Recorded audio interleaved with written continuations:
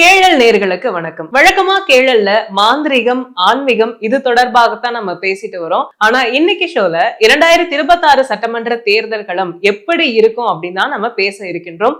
நம்மிடையே திரு வராகி சித்தர் இணைகிறார். அவரை வரவேற்று நிகழ்ச்சிக்குள் செல்லலாம். வணக்கம் சார். ஆன்மீக நாடு அனைத்து அன்பர்களுக்கும் வராகி ஆசைப்படுவது மட்டும் வணக்கம். 2021 சட்டமன்ற தேர்தல்ல திமுக ஆட்சி அமைக்கும்னு கரெக்டா நீங்க ப்ரெடிக்ட் பண்ணி சொல்லியிருந்தீங்க. அதே மாதிரி 2026 சட்டமன்ற தேர்தலையும் திமுக ஆட்சி அமைக்குமா? 2026 தேர்தலை பொறுத்த வரைக்கும் டிஎம்கே தான் மீண்டும் ஆட்சி அமைக்கிறதுக்கு உண்டான சாத்தியக்கூறுகள் இருக்கான்னு கேட்டாக்கா ஆமா, அதுதான் நிதர்சனமான உண்மை. என்ன காரணம் அப்படின்னு பார்த்தாக்கா டிஎம்கே பொறுத்த வரைக்கும் ஒரு ஆலமரத்துக்கு உண்டான அந்த ஒரு பலத்தோட இருக்கு. இந்த ஆலமரத்தை யானைகள் முட்டி மோதி சரிச்ச அந்த வெற்றி அறுவடை செஞ்சலாமா, அதுக்கான சாத்தியக்கூறுங்கிறது ரொம்ப குறைவுதான்.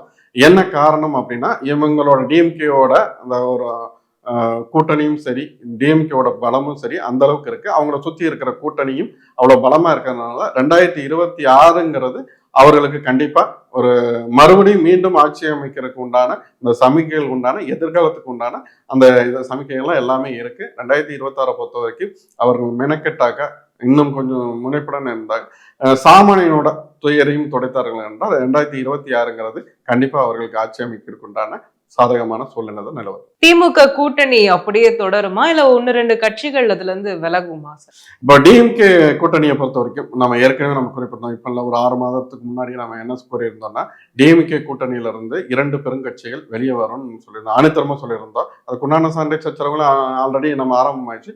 டிஎம்கே பொறுத்த இது கூட்டணியில விரிசல் வருமா, இதை நம்ம எதிர்காலத்துல நடக்க போற விஷயத்த சொல்றோம். இது ஏன் சொல்றோம் அப்படின்னாக்கா இதை நாளைக்கு அது நடக்காம பாத்துக்கிறதும் இல்ல நடக்கிறதும் அது அவங்களோட கையில தான் இருக்கு. நடக்காம அவங்க பாத்துக்கிட்டோம்னா டிஎம்கேயோட வெற்றி 2026ங்கிறது அவங்களோட வெற்றிங்கிறது ஆணித்தரமா உண்மை. அது டிஎம்கேவோட கூட்டணி உடைஞ்சது அப்படின்னாக்கா அவங்களோட வெற்றி சதவீதங்கிறது குறையும். அந்த வெற்றி அறுவடைங்கிறது பண்றதுங்கிறது யோசிக்கப்பட வேண்டியதா இருக்கும். என்ன காரணம் அப்படின்னாக்கா 2 பெருங்கட்சிகள் அவங்கள இங்க டிஎம்கே கூட்டில இருந்து வெளியே 2026 சட்டமன்ற தேர்தலுக்கு முன்னாடி, அதாவது ஒரு 6 மாத காலத்துக்கு முன்னாடி அவங்க வெளியில பயணிக்கிற சூழ்நிலை வரும். இது நடந்தே தீரும். அதை தவிர்க்காமல் இருப்பதும் டிஎம்கேயோட சாணக்கியத்தனத்தை பொறுத்து. இந்த 4 ஆண்டு காலம் திமுக ஆட்சி அமைச்சிட்டு வராங்க. மக்கள் மத்தியில எந்த அளவுக்கு வரவேற்பு திமுக மத்தியில இருக்குது? இல்ல, டிஎம்கே பொறுத்த வரைக்கும் மக்கள் மத்தியில எப்படி இருக்குன்னா, நான் மக்களா நான் சொல்ல முடியாது. ஒரு மாதிரியான ஒரு ஆன்மீகவாதியா தான் என்னால பதில் சொல்ல முடியும். நான் தான் ஏற்கனவே நான் குறிப்பிட்ட மாதிரி சாமானியனோட வழியை நீங்க போக்க, அது மத்திய அரசா இருந்தாலும் சரி, மாநில அரசு எந்த கட்சியா இருந்தாலும் சரி, நான் எந்த கட்சியும் சார்ந்தவன் கிடையாது. நான் சொல்ற ஒரே ஒரு விஷயம் தான், சாமானியன் இன்னைக்கு ஒரு சிலிண்டர் வாங்கி வீட்டுல அடுப்பு எரிக்கிறதுக்கு முடியாத சூழ்நிலையில எத்தனையோ குடும்பங்கள் இருக்கு. அந்த அவங்க சாமானியனோட வாழ்க்கையில ஒரு ஒளி விளக்கை ஏத்துங்க, அவனோட துயரத்தோடைங்க அப்படிங்கிறது என்னோட எண்ணம். இன்னைக்கு சாமானியனுக்கு என்ன அன்றாட தேவையா இருக்கு? கேஸ் சிலிண்டர், டெய்லி பெட்ரோல், இதை விலைவாசியை நீங்க ஏற்கனவே நீங்க குறைக்கணும்னு சொல்லியிருந்தீங்க. அந்த ஒரு விஷயத்தையும் கேஸ் சிலிண்டர் விஷயத்திலையும் யார் ஒருத்தர் அந்த கை வைக்கிறாங்களோ இல்ல அவங்களுக்கு சாமானியனோட வாழ்க்கையில துயரத்துடைக்கிறாங்களோ கண்டிப்பா அடுத்தது ஆட்சி அமைக்கிறதுக்கு உண்டான, அதாவது சாமானியன் தானே இன்னைக்கு அவன் தானே ஓட்டு போட்டு ஜெயிக்க வைக்க போறான். இந்த ஒரு விஷயத்துல கையில் எடுத்து செய்யலாம். அப்புறம் டிஎம்கே பொறுத்த வரைக்கும் ஒரு தாழ்மையான என்னோட வேண்டுகோள் என்ன அப்படின்னு பார்த்தாக்கா, இன்னைக்கு ஏடிஎம்கே பொறுத்த வரைக்கும் அந்த அம்மா காலத்துல ஒரு நிறைய நல்லதும் செஞ்சிருக்கலாம், இல்ல ஒரு முரண்பாடு நல்லத ஒருத்தரை ஏத்துக்கவும் செய்யலாம், எதிர்மறை கருத்துக்களும் இங்க இருக்கும். ஆனா எல்லாரும் ஏத்துக்கப்பட்ட ஒரு விஷயம் என்னன்னா இந்த அம்மா உணவுங்கிற ஒரு விஷயம். இது பல பேரோட பசிய போக்குச்சு. இன்னைக்கு என்னதான் உலகம் ஃபுல்லா போய் நீங்க யாரும் என்னதான் நம்ம கிட்ட காசு இருந்து அன்னதானம் பண்ணாலும் நம்ம அதுக்கான பாவம் இது போகுமாங்கிறது கேள்விக்குறிதான். நீங்க ஏற்கனவே அம்மா அந்த உணவும் திறந்து வச்சதை மூடாம அதை இன்னும் சிறப்பா பலருக்கு உணவு கிடைக்கிற அளவுக்கு, பலரோட நீங்க பசியில தான் பல பேர் வாழ்ந்துட்டு இருக்காங்க. இந்த அம்மா உணவுங்கிறது பல பேரோட பசி பிணிய போகுச்சு. அதை இன்னும் மேலும் நீங்க மெருகூற்றி பலருக்கு அந்த பசி பிணிய போக்குறதுக்கு உண்டான வேலையை செஞ்சீங்கன்னா கண்டிப்பா 2026ங்கிறது உங்க காலடியில் தான். கூட்டணி இல்லாம 2026 சட்டமன்ற தேர்தலுக்குள்ளாக திமுகக்குள்ளேயே ஏதேனும் புது மாற்றங்கள் ஏற்பட வாய்ப்புகள் இருக்கா? நீங்க எதை கேக்குறீங்கன்னா முதல்வர் வேட்பாளரா யாரை அறிவிப்பாங்கிற மாதிரி நீங்க கேட்க வரீங்களா? எப்படி இருக்கலாம். 2026 பொறுத்த வரைக்கும் உள்ள மாற்றம் இருக்குமா அப்படின்னு கேட்டாக்க அதுக்கான மாற்றமே கிடையாது. 2026 பொறுத்த வரைக்கும் முதல்வர் வேட்பாளர் யாருன்னு கேட்டாக்கா அது முதல்வர் ஸ்டாலின் அவர்கள் தான் 2026 பொறுத்த வரைக்கும் முதல்வர் வேட்பாளர். உதயநிதி அவர்களை பொறுத்த வரைக்கும், துணை முதல்வர் பொறுத்த வரைக்கும் 2026ல முதல்வர் வேட்பாளரா நிற்பாரா அப்படின்னா அதுக்கான சாத்தியக்கூறே கிடையாது. 2026க்கு அப்புறம் அடுத்த தேர்தலில் தான் அவருக்கான முதல்வர் வேட்பாளருங்கிற அந்த நாற்காலிங்கிறதுக்கு அவர் செல்றதுக்கு அதுக்குண்டான தகுதிங்கிறது அதுக்கப்புறம் தான் வரும். இப்போ 2026 பொறுத்த வரைக்கும் அதுக்கான சாத்தியக்கூறே கிடையாது. ஓகே, திமுகவை பொறுத்த வரைக்கும் அது ஆன்மீகத்துக்கு எதிரான ஒரு கட்சி அப்படின்ற ஒரு பிம்பம் வந்து மக்களிடையே இருந்துட்டே இருக்கு. ஆனா திமுகவும் சரி பல கோயில்கள்ல திருப்பணிகள் வந்து செஞ்சுட்டு தான் வராங்க. இது எப்படி பார்க்கறீங்க? டிஎம்கே பொறுத்த வரைக்கும் அது நாத்திகம் பேசும் கட்சி, இந்து மதத்துக்கு எதிரான கட்சிங்கிற மாதிரி ஒரு பிம்பம் இருக்கு. இருந்தாலும் ஒரு பூஜை புனஸ்கர்னு வரும்போது அவர்கள் சார்ந்த ஒரு அமைச்சர்களுக்கே நான் போய் பூஜைகளை நான் பண்ணியிருக்கேன். அதனால அவர்கள் அந்த அமைச்சர் பெருமக்களோ இல்லை அந்த கட்சிக்காரர்களோ அவர்களுக்கு நாத்திகம் பேசலாம். ஆனா அவங்க வீட்டில் இருக்க அம்மையார்களோ இல்லை வீட்டில் இருக்கிறவர்களோ வந்து ஆத்திகம் பேசுறவர்களை தானே இருக்கிறாங்க. இப்போ மற்றவங்களை ஏன் விடுங்க, அவர் முதல்வர் ஐயாவோட மனைவியே பார்த்தீங்கன்னா துர்கா ஸ்டாலின் அந்த அம்மையாரே பார்த்தீங்கன்னாக்கா இவர் எந்த அளவுக்கு நாத்திகம் பேசினாலும் அவர் பையன் எந்த அளவுக்கு நாத்திகம் பேசினாலும் அந்த அம்மையார் பார்த்தீங்கன்னாக்கா தெய்வ பக்தியில மிதம் மிஞ்சவங்களா இருக்காங்க. இப்போ நான் ஒரு வராகி உபாசனா இருக்கேன், இருந்தாலும் அதே வராகிய அவங்க வராகி பக்தியா இருக்காங்க. வராகி பக்தி இப்போ இப்போ இவங்களோட வெற்றிக்கு இப்ப அவங்க சொல்லுவாங்க நாங்க உழைச்சோம் அதனால ஜெயிச்சோம். அதுக்கு மேல ஒரு சக்தி தேவைப்படுது. என்னதான் இருந்தாலும் ஒரு நம்மளோட உழைப்புக்கு மிஞ்சி ஒரு சக்திங்கிறது நமக்கு தேவைப்படுது. அந்த சக்தி யார் மூலியமா கிடைக்குது? கடவுள் மூலியமா கிடைக்குது. அந்த கடவுளே கும்பிடாதவனுக்கு எப்படி கடவுள் சக்தி கிடைக்குது? அவரோட மனைவி துர்கா ஸ்டாலின் அம்மையார் வந்து ஒவ்வொரு கோயிலுக்கா போய் இன்னைக்கு பரிகாரம் செய்யறாங்க, அவங்களோட வேண்டுதலை வைக்கிறாங்க. இன்னொன்னு என்ன, அவங்க வராகியோட தீவிர பக்தியா இருக்காங்க. வராகிங்கிறவ யாரு? வெற்றிக்கான அதிதேவதை, போருக்கான அதிதேவதை. அவ எங்க இறங்கினாலும் அவளை யார் தொட்டாலும் அவங்களுக்கான வெற்றியை கண்டிப்பாக கொடுப்பா. அதை அவங்க கரெக்டா எடுத்து கையில் எடுத்து செய்யறாங்க. அதுக்குண்டான அறுவடையை அவங்க அறுவடை செஞ்சுட்டு இருக்காங்க. இப்போ அதுதான் இப்போ ஒவ்வொரு முறையும் நடந்துட்டு இருக்கு. மற்றபடி அவங்கள பீட் பண்ணி வெளியே வரணும் அப்படின்னாக்கா சாணக்கியத்தனம் வியூகம் இல்லாம இங்க டிஎம்கேயை வீழ்த்த முடியாது. முதலமைச்சரே பல மேடைகள்ல வந்து சொல்லியிருக்காரு, என்னுடைய மனைவியாரும் வந்து கோயில்கள்லாம் போவாங்க, அந்த நம்பிக்கையை நான் தடுத்ததே இல்லை அப்படின்னு. அது எப்படி பார்க்குறீங்க? இல்ல அதை தான் நான் சொல்றேன். அவங்க நாத்திகம் பேசினாலும் இப்ப ஒரு குடும்பத்துல பாத்தீங்கன்னாக்கா கணவன் மனைவி இருப்பாங்க. இப்ப கணவன் வந்து கோயிலுக்கே போகாத ஒருத்தரா இருப்பாரு. அவரோட குழந்தைங்களும் கடவுளும் ஏற்பு தன்மை இல்லாதவர்களா இருப்பாங்க. ஆனா மனைவிங்கிறவங்க வந்து தன்னோட கணவன் நல்லா இருக்கணும், தன் குடும்பம் நல்லா இருக்கணும்னு வேண்டதை தான் அந்த குடும்ப தலைவியானவள் இருப்பா.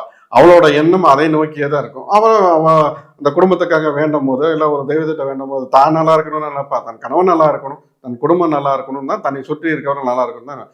அதே போலதான் இவர்கள் 1000 நாத்திகம் பேசினாலும் அந்த அம்மையார் வந்து தெய்வ பக்தியோட தெய்வத்தோட அதை யார் ஒருத்தர், அதாவது ஒருத்தர் நல்லவங்க கெட்டவங்க ஒரு நமக்கு எதிர்மறை சிந்தனை இருக்கு, நமக்கு எதிர்மறை இதெல்லாம் பேச்செல்லாம் இருக்குங்கிறத ஒதுக்கிட்டு ஒருத்தரோட நோக்கம், அதாவது நம்ம ஒரு தெய்வத்துக்கிட்ட ஆத்மார்த்தமா அவங்ககிட்ட அடிபணிஞ்சிட்டோம் அப்படின்னாக்கா, நம்ம ஒரு தெய்வத்துக்கிட்ட ஆத்மார்த்தமா அடிபணிஞ்சிட்டோம், அம்மா எனக்கு இதை நீ செஞ்சு கொடு அப்படின்னு இறங்கிட்டாக்கா கண்டிப்பா அவன் மனம் இறங்கி அவங்க என்ன அவங்களுக்கு உண்டானதை கண்டிப்பா செஞ்சு கொடுப்பா. அதே மாதிரிதான் அவங்களுக்கு அந்த வராகி அம்மாவோட அனுகிரகங்கிறது துர்கா ஸ்டாலின் அம்மையாரை பொறுத்த வரைக்கும் நிறைஞ்சே இருக்கு. சரி, நீங்க முன்னாடியே சொல்லியிருந்தீங்க துர்கா ஸ்டாலின் அம்மையார் வந்து வராகி சாமியை வழிபடுறவங்க அப்படின்னு.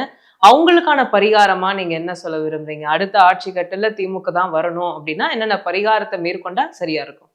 இப்போ எல்லா தலைவர்களுக்கும் நான் பரிகாரங்கிறது இந்த கோயிலுக்கு போங்க இல்லை இந்த யாகத்தை பண்ணுங்க அப்படிங்கிற மாதிரி நான் பல விஷயங்கள்லாம் சொல்லியிருக்கேன். இப்போ துர்கா ஸ்டாலின் அம்மையாரை பொறுத்த வரைக்கும் நான் பரிகாரங்கிறத விட அது பரிகாரம் பிளஸ் ஒரு கோரிக்கையாக கூட நான் சொல்லலாம். ஒரு வராகி சித்தரோட ஒரு கோரிக்கையாக கூட சொல்லலாம்.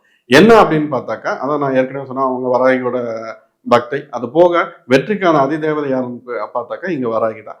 இப்போ இவங்களை பொறுத்த வரைக்கும் இப்போ 2026 இந்த அரசியல் களத்துல ஜெயிக்கிறதா இருந்தாலும் சரி, மற்ற அவங்களோட வெற்றி குடும்ப உறுப்பினர்களோட தேக ஆரோக்கியமா இருந்தாலும் சரி, இதுக்கான ஒரு பரிகாரம் நம்ம அடுத்த நிலைக்கு நம்ம போகணும் அப்படின்னாக்கா, அவங்க நினைத்த மாதிரி நடக்கணும் அப்படின்னாக்கா அதுக்கான பரிகாரம் எங்கன்னு பார்த்தாக்கா தேவிப்பட்டினம், ராமநாதபுரம் மாவட்டத்துல தேவிப்பட்டினம்ங்கிற ஒரு இடம் இருக்கு. அங்க பாத்தீங்கன்னா கடற்கரை நவபாசானங்கள், நவகிரகங்கள் அங்க இருக்கு.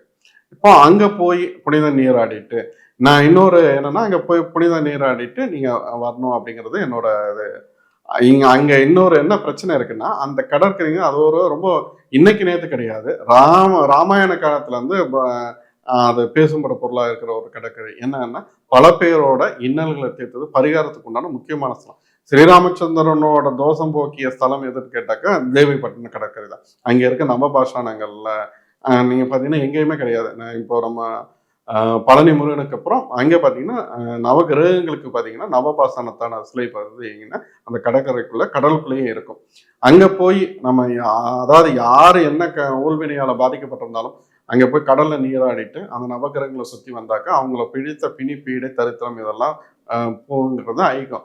இந்த அம்மாவை போய் அங்கே போய் நீங்கள் ஏன் நான் வழிபாடு செய்யணும், அந்த கடற்கரையை இன்னைக்கு சுற்றி அந்த சாக்கடையாலையும் மற்ற விஷயம் அது ஒரு புனித தீர்த்தத்துக்கு சமமான ஒரு அது வந்து அங்க அங்க அந்த அம்மா அந்த இடத்துக்கு போனாங்கன்னா தான் அங்க இருக்கிற ஒரு அசௌகரியங்கள் எல்லாம் அவங்க பார்ப்பாங்க. இவங்க போனாங்கன்னா அந்த இடத்த தூய்மைப்படுத்திருக்கணும். அதுவே ஒரு பெரிய பாக்கியம் தானே. அந்த இடம் அந்த கடலுங்கிறது வந்து ஒரு முக்கியமான கங்கைக்கு சமமான ஒரு இடம். அந்த இடத்த தூய்மைப்படுத்த இது ஒரு நல்ல வாய்ப்பு. இந்த இடத்த நீங்க உங்களோட அதிகாரத்தை பயன்படுத்தி அந்த இடத்த தூய்மையாக்கிறதுக்கு என்ன படியும் அதை நீங்க செய்யுங்க. அங்க நீராடிட்டு அங்கேயே ராமநாதபுரம் மாவட்டத்துல உத்தரகோஷம் அங்கேன்னு இடம் இருக்கு. அங்க பாத்தீங்கன்னாக்கா அதாவது சுயம்பு வராகி அப்படின்னு அங்க இருக்காங்க. அங்க அவங்கள போய் வராகியை நீங்க வணங்கிட்டு நீங்க வந்து உங்களோட அரசியல் பயணத்தை நீங்க தொடருங்க. உங்க கணவரை நீங்க தொடர சொல்லுங்க. உங்களோட அரசியல் எதிர்காலங்கிறது சிறப்பா இருக்கும். இந்த ஒரு கோரிக்கை அந்த கடலையே தூய்மைப்படுத்த சொல்ல அந்த நவகிரகங்கள் இருக்கிற இடத்த அங்க சாக்கடை கலந்துட்டு இருக்கு. அந்த அது ஒரு புனித நீராடுற இடமா அதை இந்துக்கள் பயன்படுத்திருக்காங்க. அந்த இடத்த நீங்க கொஞ்சம் சரி பண்ணி கொடுங்கிறது என்னோட கோரிக்கை. தேவிப்பட்டினம் என்ற இடம். தேவிப்பட்டினம் ராமநாதபுரம் மாவட்டத்துல தேவிப்பட்டினம். இது ஸ்ரீராமச்சந்திரனோட அந்த தோஷத்தையே போக்குனதுக்கு உண்டான இடம் எதுக்கு பார்த்தாக்கா அந்த அளவுக்கு பேரும் புகழும் பெற்ற இடம். அதனால இன்னைக்கு அந்த நவகிரகங்களை சுத்தி அங்க சாக்கடை அந்த இடத்துல கிடக்கிறதுனால அதோட தூய்மையை இழக்குது. அதோட தொன்மையும் இழந்துட்டு இருக்கு. அதை உங்களை மாதிரி ஆட்கள் அங்க போய் நீங்க அந்த இடத்த நீங்க போயிட்டு வரும்போதே அதுக்கு உண்டான அந்த பிரச்சனைங்கிறது நீங்கிறது எனக்கு தெரியும். அதனாலதான் உங்கள்கிட்ட அந்த கோரிக்கை வைக்கிறேன். கண்டிப்பா சார், இவ்வளவு நேரம் நான் கேட்ட கேள்விக்கு ரொம்பவே சிறப்பா பதில் சொன்னீங்க. 2026 தேர்தல் களம் நீங்க சொன்ன மாதிரி தான் இருக்கும்னு நம்பலாம். நன்றி சார். நன்றி.